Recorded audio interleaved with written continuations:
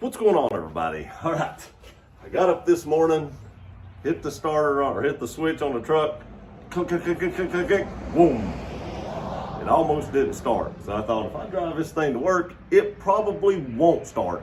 And it almost never started for me to go pick up a battery. Now this battery's been in the truck since it's new. This is a 2016. It does only have like 45,000 miles on it. But you know, a lot of people I've heard through Toyota forums and on here have said the Toyota batteries suck. Mine lasted almost 6 years, so I'm gonna consider that a win. But what we're gonna be doing today, hang on just a second, is not only are we gonna be changing this battery, but we're gonna be putting on this terminal as well, which should be pretty easy the way Toyota has this set up. Now, if y'all watched my video before about the corrosion on this, I want to show y'all something. It did not take long for that corrosion to actually come back. If I can get the tripod to sit here. Don't know if you can really see that too well. I can take you off the tripod. Look at all the corrosion. Even with the spray on it and stuff like that, it just came back. So what we're going to be doing today is I'm going to show you how to change a battery, how to change the terminal, and get this thing back going again so that we don't have any more issues, hopefully, for another 5 or 6 years. Now, I did spring for the platinum battery from like Advance. It's supposed to have like, I don't know, like 900 cold cranking amps, so there shouldn't be any problem starting this thing in the morning. And it has like a 4 or 5 year replacement.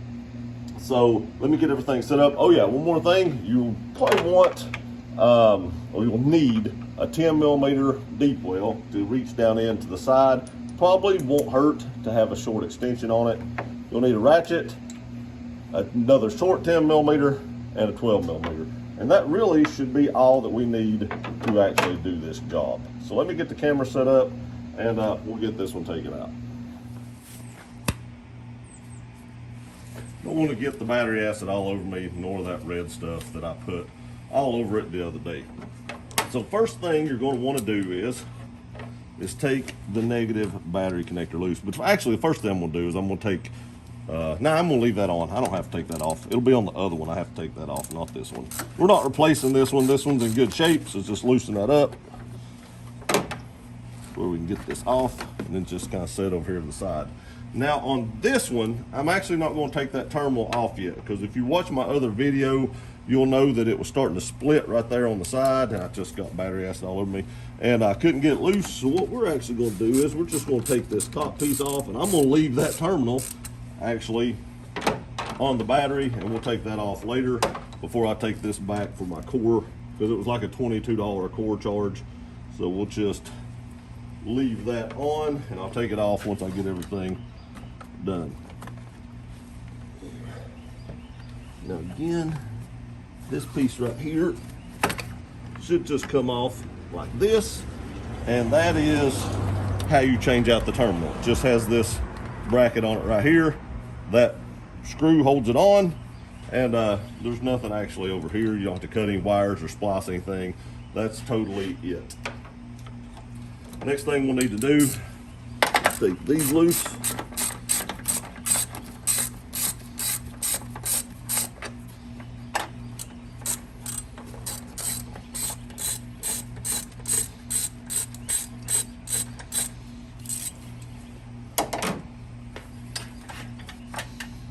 It popped loose. They're out, just little hooks right here. Hope you can see that, little hooks. That's all, hold that down in there so you don't have to take it all the way out. And then just take your battery out, which ain't light. All right, let me get the other one out of the back of the truck.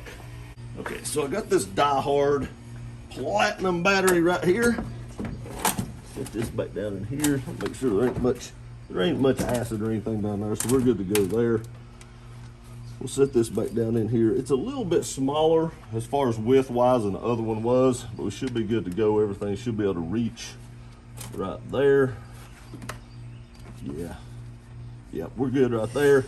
This one has 750 cold cranking amps. Sorry, I thought it was 900. I think the Platinum Plus one had that. I don't know. I think there was one above this and it must have more. I meant to get that one, but I wound up getting this one. I'm sure it's good enough. It is the Platinum, so it does still have a 4-year warranty. There we go. They're both hooked in. Now all we gotta do is tighten it down. Socket fell off. I'm gonna hold a little bit of pressure on this until I get it snug down.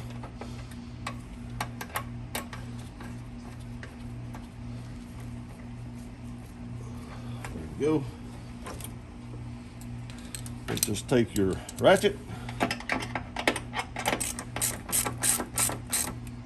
No need to go crazy. Just kind of snug it up. It's in there. Ain't going sideways, ain't going back and forth. That should be good. Okay, next I do have these little washers right here. Just peel this thing off. Put the washer down over it. This should help with corrosion. Should help stop corrosion from coming up through the little post right here. From what I was told is corrosion comes up, this is kind of like a weak point, and over time corrosion can come up through this, and that's what causes everything to corrode right there. Here is the part number to the terminal that I bought. Put this on just like that right there. Now we will have to tighten this one down.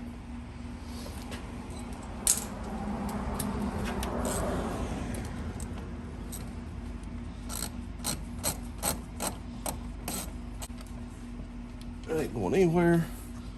And now we'll put all this back on. This will go over that. This will go over that. And then this will go over that. Put our nut back on here. Like so. This will be a 12 millimeter.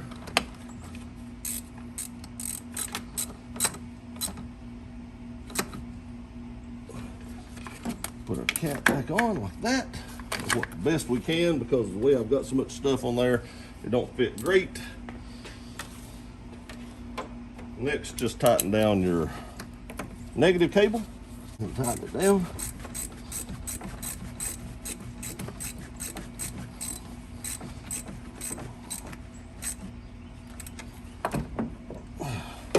Check your terminals, make sure they're good and snug.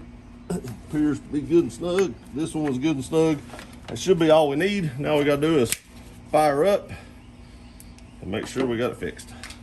Make sure you get all your sockets and everything off so it doesn't vibrate them down. Let's see what we got.